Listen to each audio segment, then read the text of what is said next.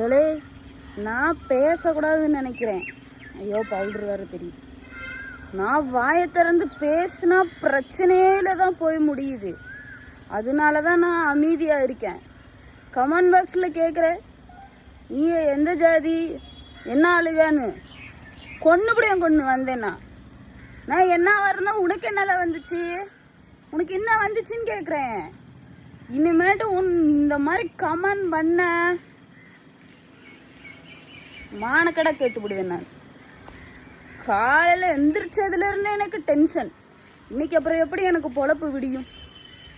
என் பொழப்பு எப்படி இன்னைக்கு முடிய போகுதுன்னே எனக்கே தெரில. நான் இப்படி கோவப்பட்டதே கிடையாது. என்னை நீ கோவப்படுத்த வச்சிட.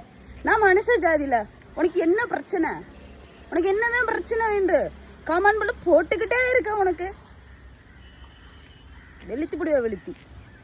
நான் வேலைக்கு போயிட்டு வரேன். நான் வேலைக்கு போகணும். எனக்கு வேலை வெட்டி நிறையா இருக்கு. ஒன்ன மாதிரி சும்மா இல்லை. அவன்கிட்ட நான் இப்படி கத்தி பேசினா எனக்கு முடி கொட்டிடும். நான் வைக்கிறேன். வேலைக்கு போகணும் நான்.